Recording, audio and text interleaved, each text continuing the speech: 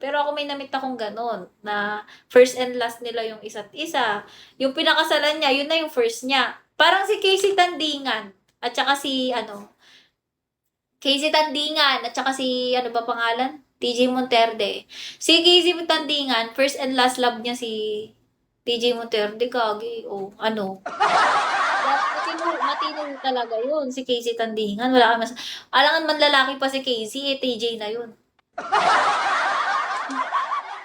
'Di ba? Ikaw din first love namin, gagi. Parang saan kaya yung pag-aaral kung mag-aasawa naman agad.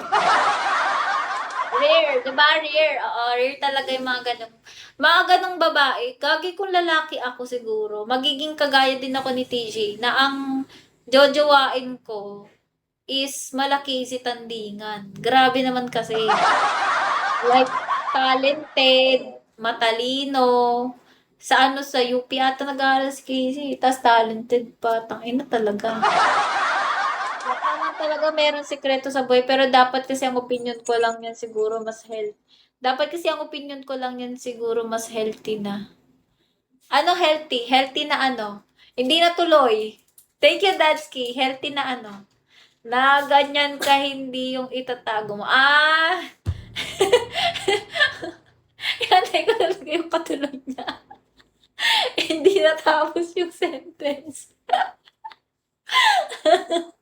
Hindi natapos yung sentence.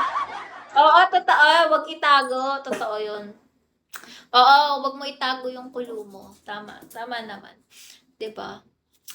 Okay lang yung parang, paano, ano ba yung mga tinatago mo sa buhay? Pero minsan maganda mysterious ka din eh.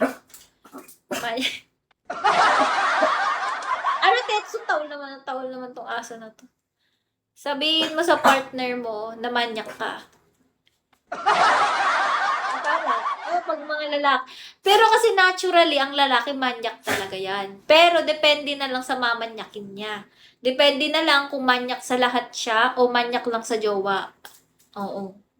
Iyutin mo, kaya iyutin mo ako lagi ha, ganun. Sabihin ko, rekta na agad. Pero ako kung ano, kung alam niyo kapag ka may jowa ka, maganda talaga yun, yung iyot-iyot lagi, ganun. Everyday, ganun. Pero mas magandang gawin yun sa pagmahal na mahal niyo yung isa't isa. Pangit namang gawin yun na walang feelings, 'di ba? Para hindi ako magkahanap sa iba. Saan yung binabasa ko?